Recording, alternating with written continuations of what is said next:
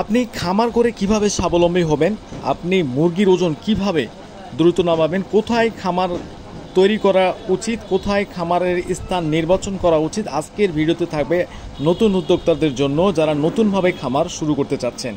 নতুনভাবে খামার শুরু করতে হলে কি কি প্রয়োজন, কোন জায়গায় স্থান নির্বাচন করতে হবে, কোথায় খামার তৈরি করতে হবে এবং কি কি করলে আপনি স্বাবলম্বী বা সফল হতে পারবেন, একজন সফল উদ্যোক্তা হতে পারবেন, আজকের ভিডিওতে আলোচনা করা হবে। অবশ্যই পুরো ভিডিওটি দেখার চেষ্টা করবেন ধৈর্য সহকারে। পুরো ভিডিওটি বিশ্লেষণ করা হবে আজকের নতুন উদ্যোক্তাদের জন্য যারা নতুনভাবে খামার তৈরি করতে চাচ্ছেন বা এই ব্যবসার সঙ্গে জড়িত হতে চাচ্ছেন। যারা ইয়াং জেনারেশন নতুন উদ্যোক্তা যারা খামার তৈরি করতে চাচ্ছেন, সর্বপ্রথম আপনাকে একটা বিষয় মাথায় রাখতে হবে, খামার নির্বাচন। অর্থাৎ এমন একটি জায়গায় খামার করতে হবে যেখানে পর্যাপ্ত পরিমাণ আলো বাতাস প্রবেশ করতে পারবে। 2 নম্বর, খামারের সঙ্গে রাস্তার যোগাযোগ ব্যবস্থা যেন ভালো থাকে। 3 নম্বর, খামারটা যথেষ্ট পরিমাণ উঁচু করতে হবে যাতে আলো বাতাস প্রবেশ করতে পারে। 4 নম্বর, জায়গাটা যেন ফাঁকা হয়, জঙ্গলমুক্ত, দুর্গন্ধমুক্ত ফাঁকা একটা জায়গা যেন নির্বাচন করা হয়।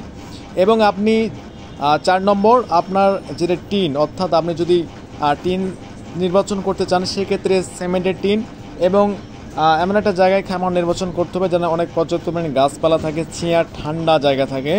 এমন একটা জায়গা যদি আপনাদের থেকে থাকে অবশ্যই এই ধরনের জায়গা নির্বাচন করবেন।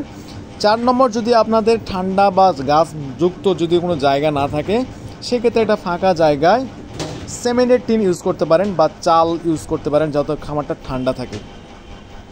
নতুন খামারিদের ভাইদের জন্য একটাই সাজেস্ট থাকবে, সবসময় ভালো এবং একটি ফাঁকা জায়গায় খামার নির্বাচন করবেন, জনগণ মুক্তহীন অর্থাৎ মানুষহীন, গ্রাম্যহীন, একটু সাইডে। আরেকটি কথা বলতে চাই, যারা ভালো মানের বাচ্চাগুলো ক্রয় করতে চান, ওজন নামাতে চান, সেক্ষেত্রে আপনাকে সবসময় এ গ্রেডের বাচ্চাগুলো সংগ্রহ করতে হবে যদি একটা ভালো রেজাল্ট চান।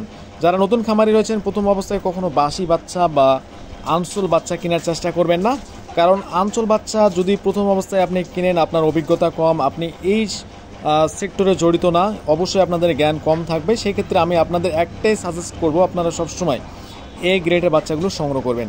আপনি যদি বি গ্রেড বা আনসোল বাচ্চাগুলো সংগ্রহ করেন দেখবেন যে বাচ্চা নিয়ে আসার পর দেখা যাচ্ছে 1000 মুরগি থেকে 200-300 বাচ্চা মারা যাওয়ার সম্ভাবনা থাকবে এবং আপনার একটা লস হওয়ার সম্ভাবনা থাকবে। তাই অবশ্যই আপনারা এ গ্রেডের বাচ্চাগুলো সংগ্রহ করার চেষ্টা করবেন। সেই সাথে বিশ্বস্ত ডিলারের কাছ থেকে বাচ্চা সংগ্রহ করবেন যাতে প্রতারিত হওয়ার কোনো সংখ্যা না থাকে। অবশ্যই ডিলার নির্বাচন করবেন ভালো দেখে। এবং আপনি যদি এ গ্রেড বাচ্চাগুলো সংগ্রহ করেন, আপনার এ গ্রেডের বাচ্চাগুলোর ওজন মোটামুটি সন্তুষ্টজনক ভালো ওজন আসবে। এবং বি গ্রেডের বাচ্চাগুলো যদি আপনি সংগ্রহ করেন সেক্ষেত্রে আপনার খুব একটা ভালো ওজন আসবে না এবং ভালো ওজন নামাতে আপনার সেটা স্বাভাবিক সময়ের থেকে একটু বেশি সময় লেগে যাবে এবং সেক্ষেত্রে ওজন নাও আসতে পারে, এমন কোনো নিশ্চয়তা নাই। খামার পর্যালোচনা এবং খামার ব্যবস্থাপনার ভিডিও আরও দেখতে হলে পার্ট 2 দেখার জন্য অবশ্যই আমাদের চ্যানেলটি সাবস্ক্রাইব করে পাশে থাকবেন। আমরা খুব শিগগিরই খামার এবং নতুন যারা উদ্যোক্তা রয়েছেন তাদের জন্য নতুন একটি ভিডিও আনবো যেগুলো দেখে আপনারা অবশ্যই খুব শিগগিরই খামার পরিচালনা এবং খামার উদ্যোক্তা হতে সহায়তা করবে।